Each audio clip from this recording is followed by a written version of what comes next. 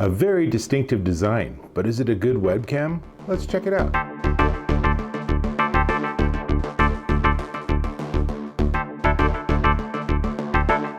Dave Taylor here, and I'm checking out this. This is the MOVO Webmic HD Pro, and it's really pretty sweet. It is, as you can see, a big webcam, but this entire grate area is a microphone, and obviously it has an external LED ring light. So let me give you some details, and as I talk about it, I'll show you some photos too. Now, the camera itself, it's HD, so it's 1080p HD at 30 frames a second. It's really clean and crisp.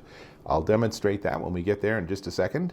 And then the microphone, it's a cardioid condenser mic, so it's very directional. So if you're facing the mic, you're going to get a really nice sound, but someone behind you, you're not going to pick them up so much.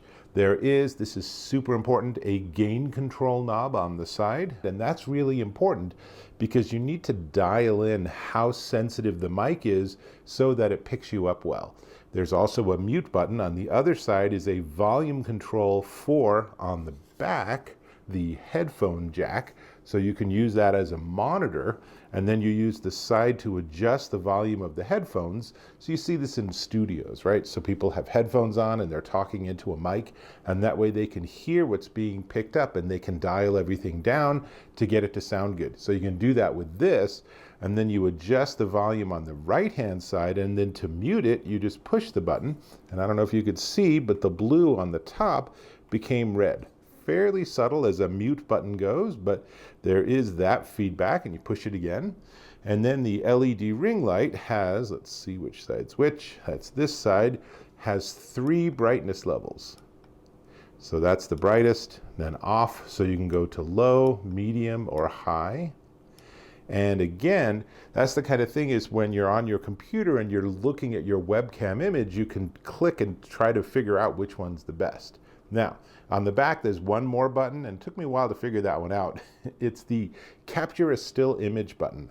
So, not exactly sure what the use case is for that, but it basically freezes your video camera. I guess if you're about to sneeze, you could push the button, and then people aren't like, ooh, dude, no.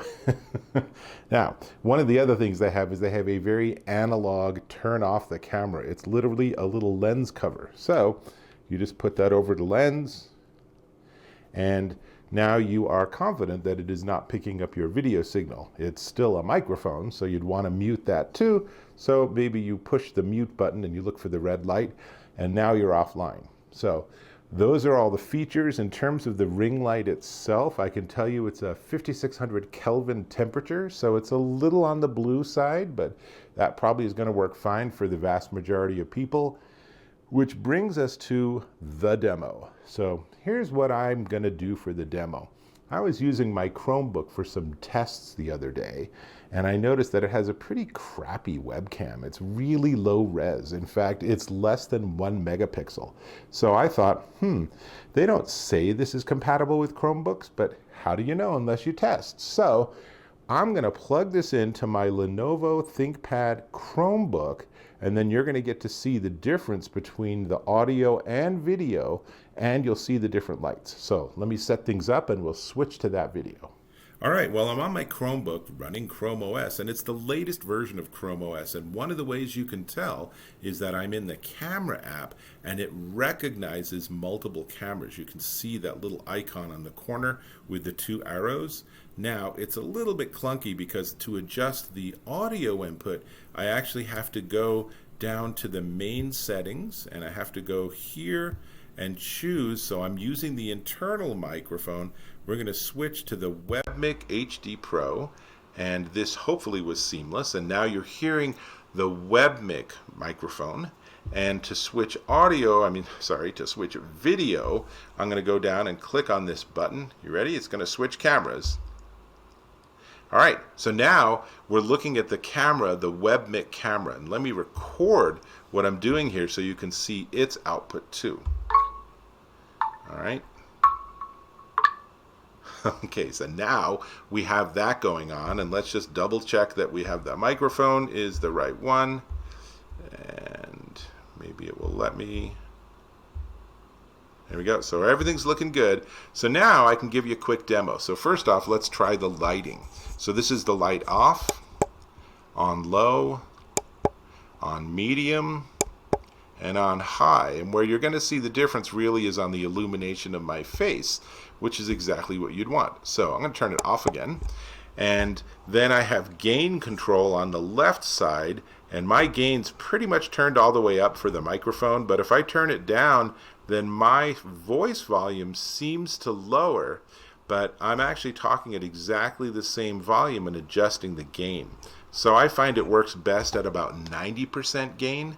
And then other than that, you can try things like the camera mode. So there's a button on the back. If I push it, then the video freezes basically.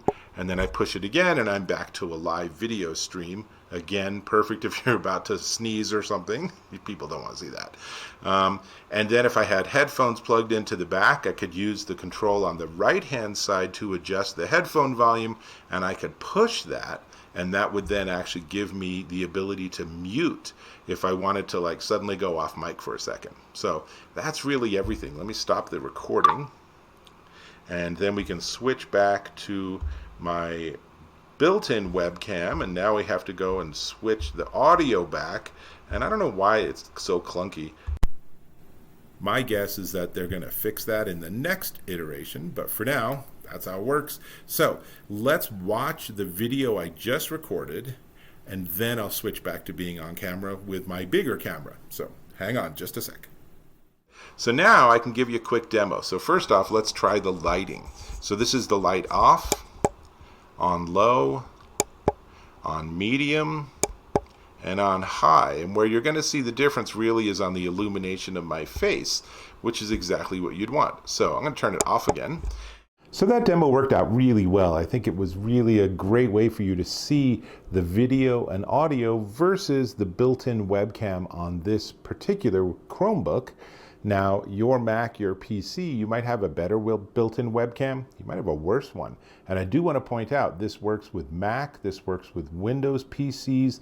I imagine it would work fine with Linux. They didn't even have any document that said it worked with Chrome OS, so we just tested it. And as you saw, the Chrome software is a little clumsy, but that's a Chrome issue. That's not actually this, but this worked out really well. I think the whole thing actually is pretty slick. Now, we do need to talk about the price, but before we get to the price, I'm going to ask if you could subscribe to my channel.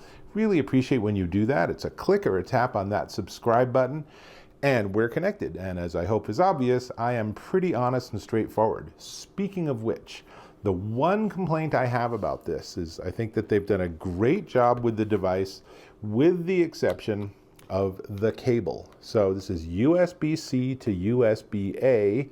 And I have two issues with the cable. The first one is that they really need to have like a braided cable that's a little more flexible. As you can see, it's all bendy and out of shape because it was folded up for shipping.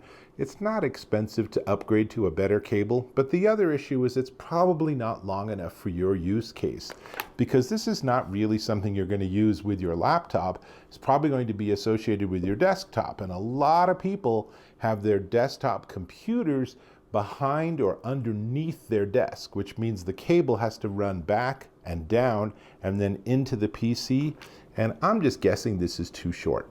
Now, in addition, USB-C, USB-A, if you have a modern computer that only has USB-C inputs, well, you're at a BYOC situation where you're gonna need to bring your own darn cable. Not a big deal, but worth knowing. Great. All right, we got everything covered, and overall, I'm a really big fan. This is a really cool device. It is a bit big, but there's so much features, there's so much well thought out design and engineering that I think it's just a great option. This is the MOVO Webmic HD Pro, and it's $199.95, but they're doing pre-sales on their website. So it's $169.95 at movophoto.com, but you're going to want to look in the description for the full URL, because I'm not sure it shows up in their full catalog yet, and this way you'll get to the right page.